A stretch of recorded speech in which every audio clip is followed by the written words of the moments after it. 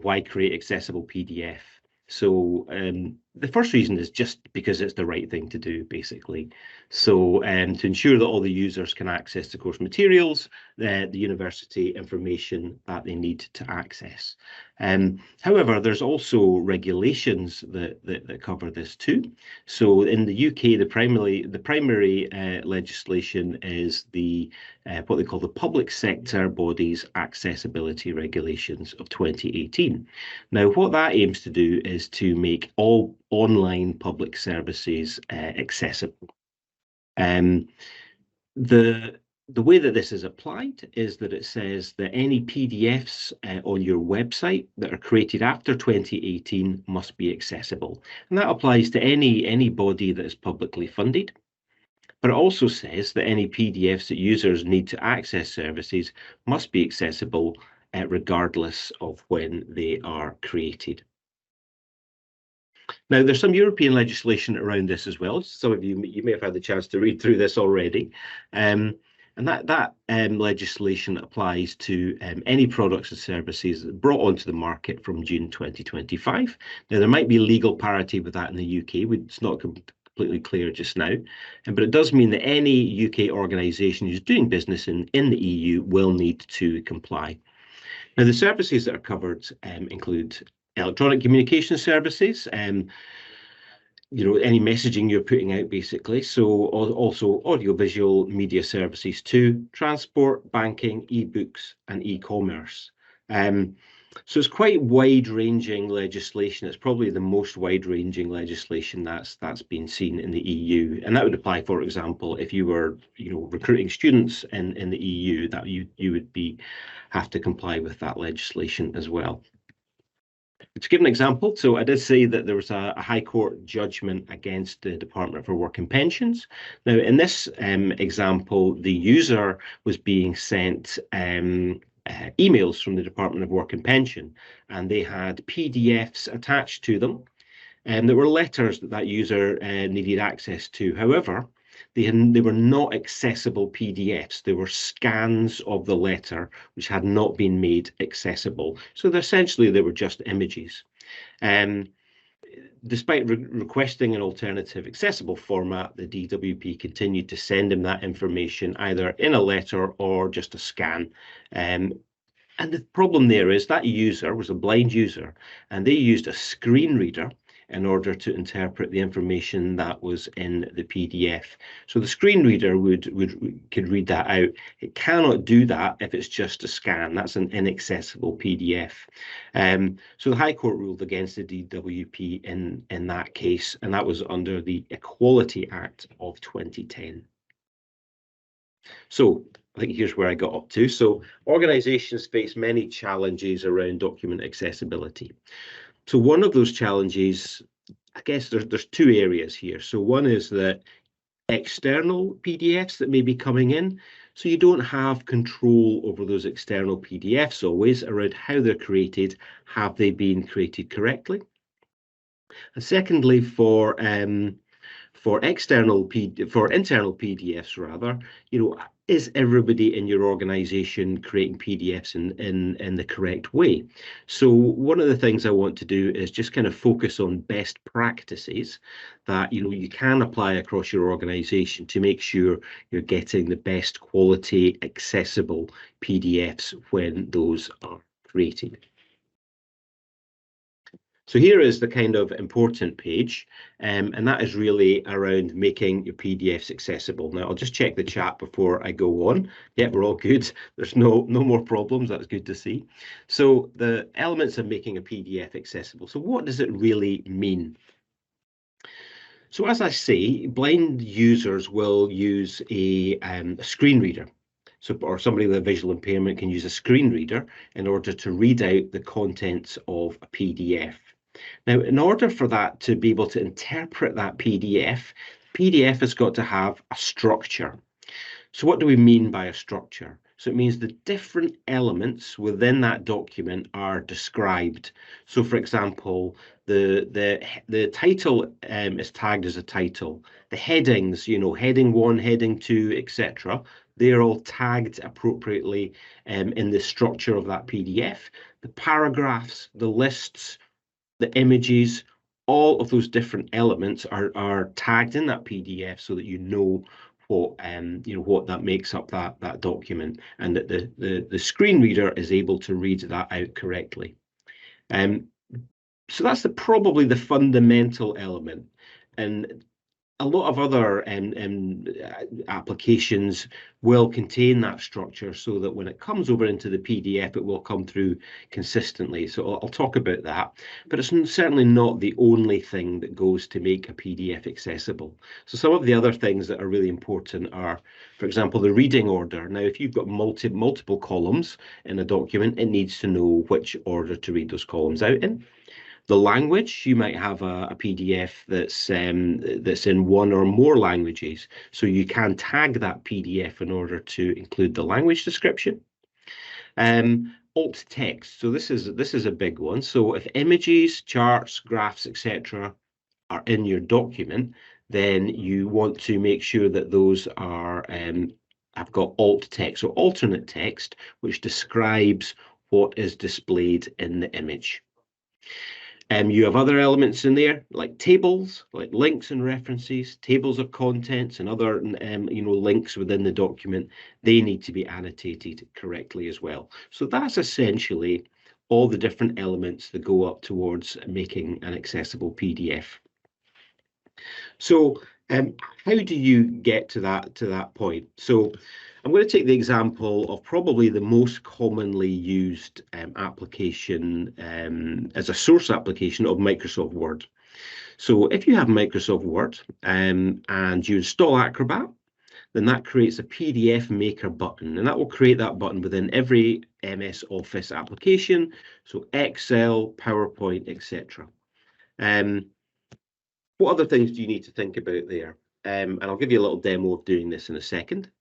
So you need to ensure your source document is accessible as possible, basically, because if it's not in the source document, it's not going to be in the PDF either. So things to think about there are the structure. So, if you're creating a document, use defined styles for headings, for paragraph, etc. So rather than, making something bold and changing the font size for a heading, don't do that. Instead, apply a heading style to it, even if you want to define that style yourself. The same would apply for applications like InDesign as well. If you've got images in your source document, try to add the alt text in the source document. That means each time you create the PDF, you'll have the alt text in there. If you've got tables, try and clearly label the tables as well. So that's just some good practices. So how would that work in practice? So let me come over to Word. So here's a document that I've created in Word. And I've got my headings in there. I've got an image. I've got different elements. Now, if you see up here, I've got a button that says Acrobat. Now you'll see there's preferences in there. You don't need to change any of the preferences. There are some accessibility preferences in there, but the default preferences will create an accessible or a tagged PDF for you. So you don't necessarily need to go and change anything. You can just go with the defaults. If I go over to Create PDF here, and it's going to prompt me to save it. So I'm going to save this onto my desktop here. Just save it in there. That's going to start to create my PDF for me. So you can see the Acrobat PDF Maker is working, and it's converting that file over to PDF. And it will come through in a second. Now, when it's doing this, what it's doing is it's looking at that structure. It's looking at all the elements that it needs to convert, and that's it converted. So it's come over now to Acrobat. So now it's in Acrobat. What do I want to do to check this document is accessible? So if I open up the document properties, and in this case, I'm going to use Control and D to do that. And the main thing you want to look at is whether this PDF is tagged. So if that PDF is tagged, that means it has a tagged structure within the PDF. So that's probably the first thing that you want to check. So you can see that that's how I would say the best practice, if you like, in terms of creating PDFs from Microsoft Word or Microsoft applications would be.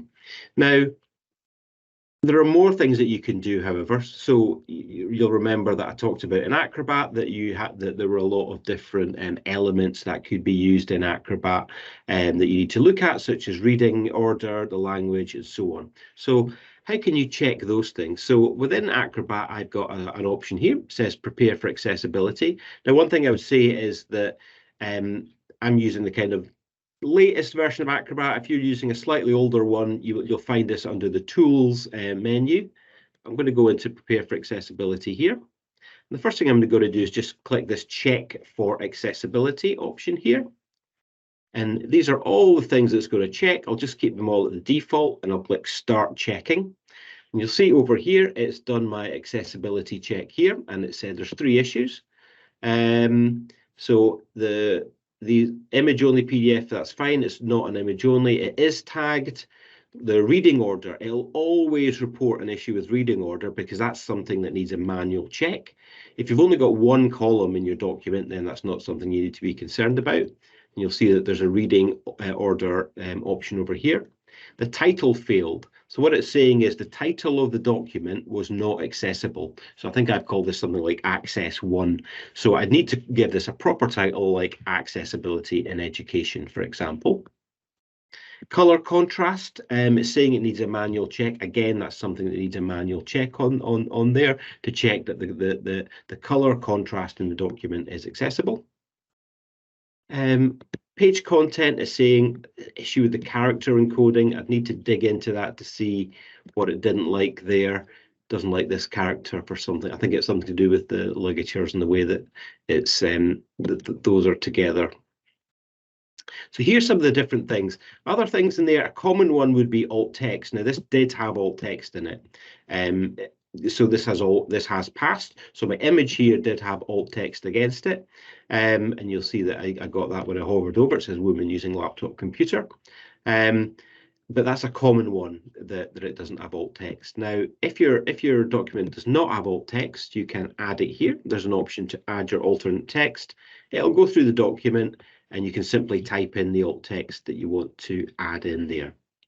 Now, if you want to have a report on that, you can choose to open the accessibility report here, and it's giving me a more detailed report on all of these different elements there, what has passed and what has not passed. And I can open that separately. I can attach the report to the document as well if I want to do that. And it's got these other elements in there, such as adding form fields. Now, what do you do if your document, for example, is not tagged? So you've got a document that's maybe come from a third party.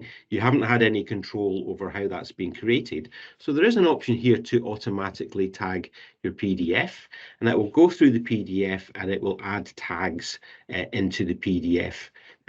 Now, what I'd say is it does this based on the structure of the document. So it looks at the document and it tries to add tags on that basis. If you have particularly complex elements in your document, now I'm thinking about, for example, if you have a table and that table has got nested subtables in it, that would be a typical example. It's not unusual to have these. Sometimes people like to use tables for layout rather than for content, for example. Those can be challenging, and it may not automatically tag those correctly. It is possible to manually tag elements within your document as well. So you can go in and you can add additional tags in there as well. So if I look at the accessibility tags there, and it's showing me all the tags in the document there. So I can see my paragraphs, I can see my headers, and so on in there. So you can actually go into these tags and you can edit them. So I could delete it, I could edit them, and so on. So if you really want to get into doing that, if you have a particularly tricky document, then you can do that as a manual step as well. Obviously, you want to try and avoid these manual steps as much as you can because those are very time consuming and difficult to do. So that is the tagging. An example of where I've seen it necessary to do these kind of steps, as well as the complex elements like tables. Languages. So, for example, if you have a document that actually has multiple languages in it and maybe switches between languages, sometimes you need to go in and add in the language tag to the separate parts to really make sure that that's picking up the correct language. So that's some of the things that you can do around that. Coming back to my presentation here. Now, and that's the information there on tags and on how you can get your document properties there, and how you can check the different elements for accessibility, and how you can remediate that via adding your different elements with the reading order, the language, and the alt text.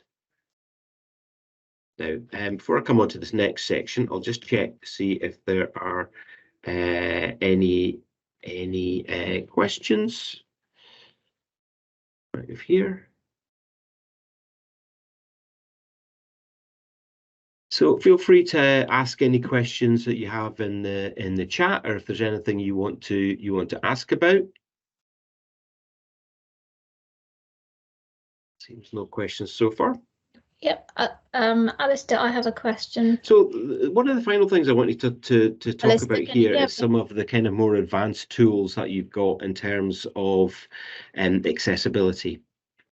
So this is one which is called the Adobe PDF Accessibility Auto Tag API. Now, this is an API tool. So what this means is it's not a desktop tool that you can use on your desktop machine. It's really designed to be used really kind of like a server-based tool, if you like. So what is the use case for this?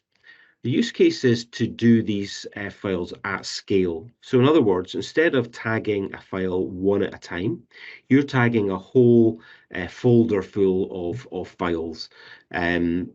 Now, the way this would work is you would set up the API as part of an automated workflow. You can use tools like Power Automate from Microsoft to do that. So you can easily use Power Automate to for example, monitor a folder in SharePoint. And Power Automate would look at the API would pick up any files that were dropped into that folder, and then it would export them out and put them into another folder once it's tagged them. What kind of things does it do to those files? Well, it will identify the reading order. It will do highly accurate tagging. Now, it actually uses a different method to Acrobat to do the tagging, and it uses AI, and it does it visually. So it's an AI-based tool, so it analyzes the document with AI and visually, and then it will add the tags. And we do find that it actually is a very accurate tagging solution. You can use a wide range of document types with it. And you can also have a report that will be produced once you have tagged your document, just to say, you know, all the things that have been done to that particular document, if you want to have that. And that's like a CSV file that can be attached. So that is useful to, as I say, if you've got a big backlog of PDFs. So I think one of the issues that institutions have is, you know, they've been creating PDFs for many years. So you may have 20 or 25 years worth of PDFs within your organization. And many of those, and in my experience, usually most of those are not accessible PDFs. So you can use this tool to do that at scale. So in other words, taking that big backlog and archive and tagging that at scale. And because it's automated, then, you know, it can be a very hands-off process as well. And you can drop, if you say you get a PDF from a third party, you could just run that through the same process too. Now, Adobe piloted the Accessibility Auto Tag API with 3 UK higher educational institutions over the last year, and also with JISC. And they identified a few different use cases for this. So, for example, with the submission of course materials, so to set up an automated workflow to accept submissions to a dedicated email folder to automatically tag and then return the document via email. So that's all done by an automated workflow.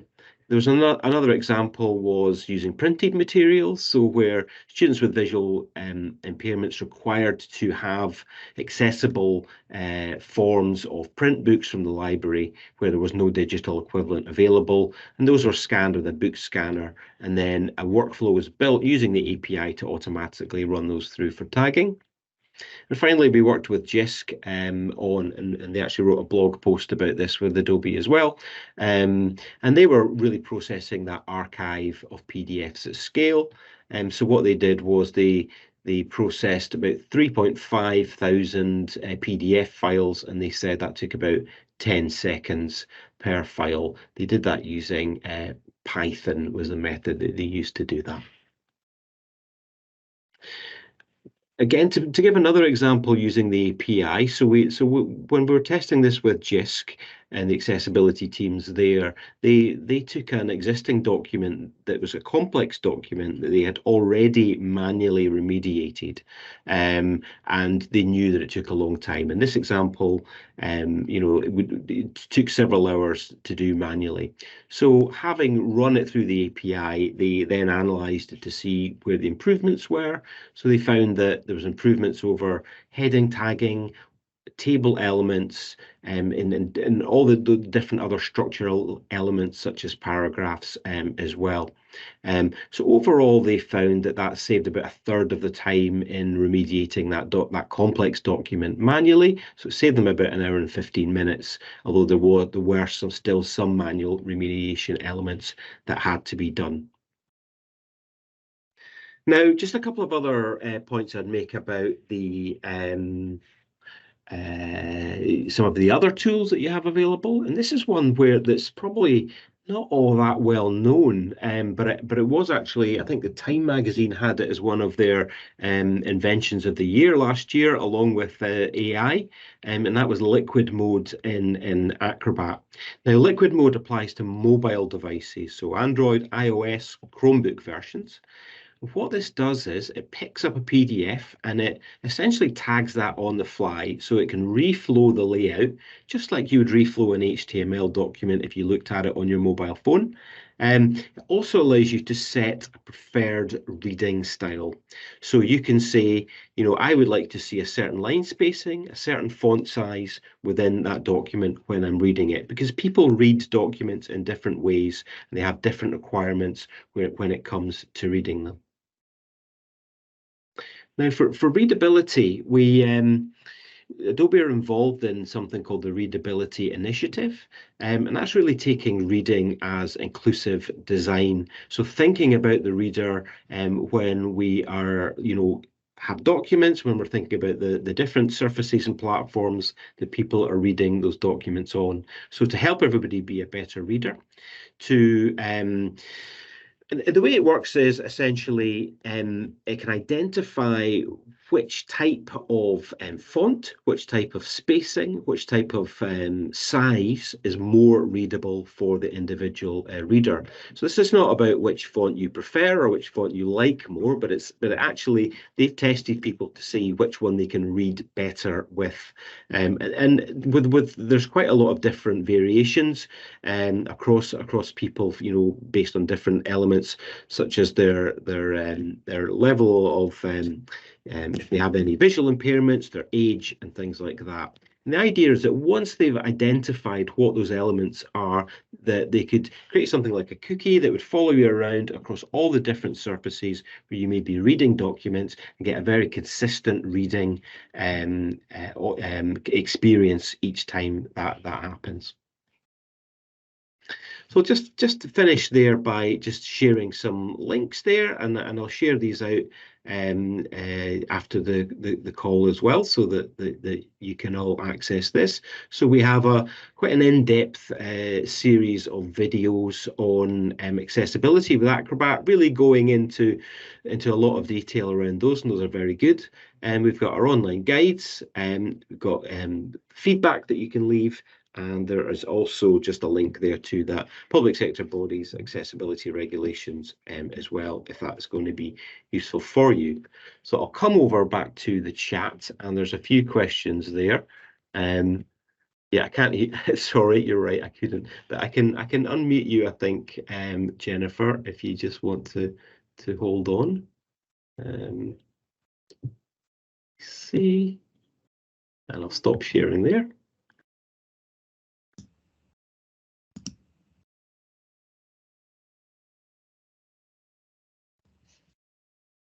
Hello, can you hear Yeah, me? so you should be unmuted now, Jennifer. Can you hear me? Alistair, can you hear me? Yes, I can hear you. Okay, great, thanks. Okay, so I mean, what I wanted to ask was if one of the things I am quite keen on with the very large PDF documents that we tend to be using is the table of contents and how the Word, any documents we're using in Word, if they're tagged correctly, or if you've got all the heading links properly, how they get exported. And depending on how you export Word documents to a PDF, sometimes you do not get the sidebar navigation. And using the add-on, the Adobe add-on that you demonstrated, does it show? I couldn't see in all the screens that you were sharing if the navigation got exported. So could you please show that? And Yeah, that's pretty much it. If no problem. Yeah, I can go back over to that. So if it is, then we should be able to see that in the preferences. So if I go into the preferences here, and let's see the different things that you've got in there. This is the standard ones. See the Word ones. So it has things like comments, footnotes, and endnotes, bookmarks. Is it bookmarks you're referring to? It's So you can do that. You can, but it's not the default selection. So you'd need to go into the preferences and just tick convert Word bookmarks in there, and then it'll convert. So you can see that what it's doing here is it's identifying. So you're not sharing your screen anymore. So Honestly, I must be, because it's early in the week here. I'm doing all these things. There we go. Okay, so this is the preferences here. So you just get that by going into Acrobat and then clicking on preferences. So I'm in Acrobat up here, over to preferences, and then you've got a words tab here, and you'll see it's bookmarks tab, I should say, and then it's identifying how you want to bring the bookmarks over.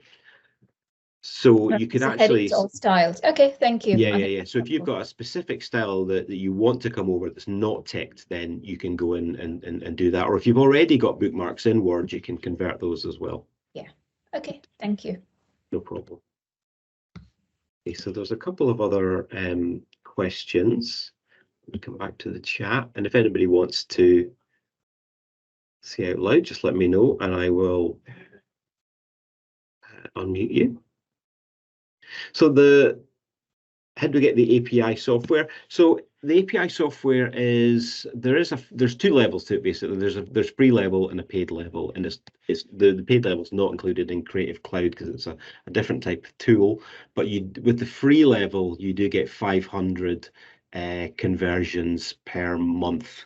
The way that you get that is by signing up. You can sign up as a developer for Acrobat, for Document Cloud. So you can sign up as a Document Cloud developer, and that basically gives you access to not just the accessibility API, but actually all of the Document Cloud APIs for building different types of workflows. I would say it's probably a good idea if you're not experienced with APIs or building those types of workflows, it might be a good idea to maybe work with a developer within your organization who can just help you set that up. That said, I was able to set up a workflow myself using Power Automate. It wasn't too difficult. It was fairly straightforward. And if anybody does want to do that, feel free to reach out to me, and I can share in details, instructions of what I did. Also, can you explain more about liquid mode? Is this something for creators to make mobile versions of PDFs, or is it something for readers to adjust PDF to their preferences on their mobile devices? Good point. So the answer is that it's the latter. It's really something for the readers, so it's not about the creators. So what it does is it does it automatically. So in the mobile Acrobat Reader mobile app, you can enable liquid mode. In fact, it will do it as a default, but you can turn it off if you prefer. So the default is that you have liquid mode. For the reader, you don't really see anything happening. All it does is reflows the information. So you can imagine if you've got a document that has got, two columns, it's come from, let's say Word, and it has some images and other elements in there. That will just reflow that document down to a single column so it's more readable. From an accessibility perspective, the interesting thing there is it's actually doing that by tagging it in the background on the fly. So it's analyzing that document and it's adding tags to it. So it doesn't matter if that document is tagged or not. It's going to add those in. So it makes it immediately much more accessible as a document. So it's really, really clever technology and groundbreaking technology that's in that app. And it's something that not a lot of people are aware of. Okay, is there any other questions that anybody would like to ask? I can unmute you if you like. No? Okay, everyone. So listen, thanks very much for joining the session today. I hope that was useful for you, and I do apologize for being on mute at the beginning. I'm sure we've all done it from time to time. I think they had done a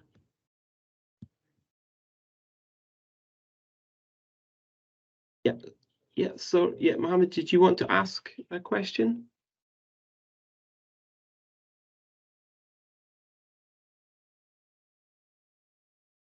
Oh, maybe not. I've unmuted you there anyway, but come over to the chat.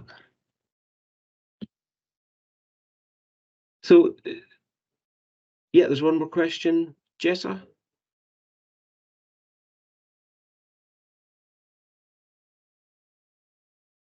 You want me to unmute you, Jessa? Do that.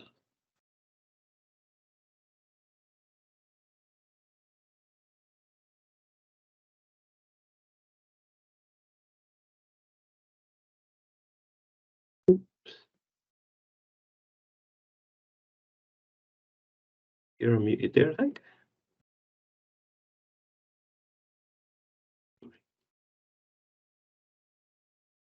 It's not letting me unmute you. If you want to ask in the chat, maybe that might be the easiest way. Okay. Yeah, I saw a hand up from Mohammed. I did unmute Mohammed as well. Or else if you want to put it in the chat, Mohammed, if you don't want to say it out loud. While you're thinking about that, just share some other information. So at the top of the chat there, I've put in some resources that might be useful for you for the Creative Cloud and your creative and the Creative Campus. So there's an Express page there with some resources that you should find really useful. And one thing I want to point out is the online courses. So we have a badging essentially via that you can do online, and this is actually exclusive to our Creative Campuses. And these are a series of short courses that you can go through. So they're kind of bite-sized elements to them that make up a course that maybe in total takes 2 to 3 hours to complete. So you can do them, in your own time, and that will give you badging at the end. And that covers things like AI, for example, and some of those essential skills that you've got there. Yep, Nuala has also popped in some information there on how you get access to software, all the Adobe software that you need within Goldsmith. So if you just follow that link and you'll get the information in there. I'll give a last call out to see if there's any additional questions. Sorry, the link that I was referring to is just at the top of the chat there. What I'll do is I can pop this in here. I'll pop it in again.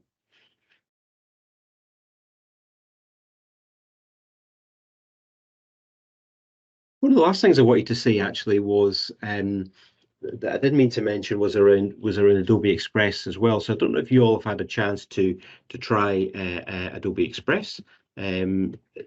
So let me just pop in. I'll show you this quickly. Now, from an accessibility point of view, there are actually ways to create a PDF also within Adobe Express. So let me share my screen with you. Just show this quickly as the last kind of element here.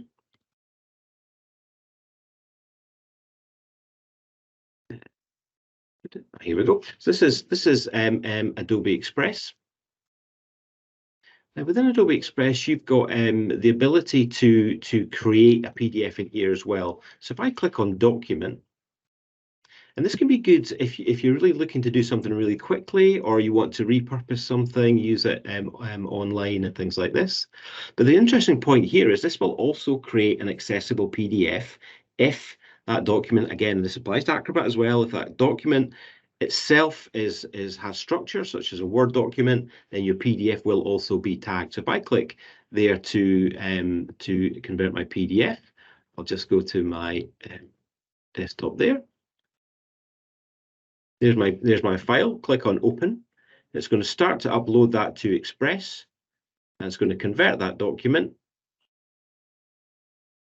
You can see it converting there, and that's it. And that's saved that into my online storage within Express, and I can also download it from here as well. So if I click on Open, then it's also going to open up that file for me directly in Express as well.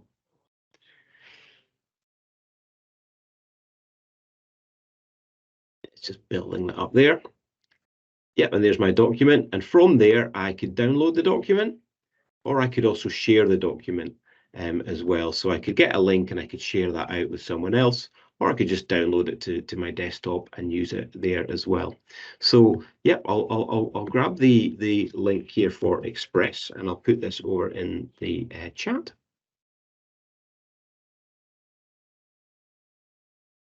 So definitely encourage you to try that out in Express, because that's that's a tool that you can do a lot of different things with, such as images, videos, and if you want to attend any of our other sessions, you'll see that we're going to cover some of that functionality in quite a lot of detail. Okay, so a final check there to see if there's any more questions. Looks like there's not. So what I'll do there is I'll just stop the recording.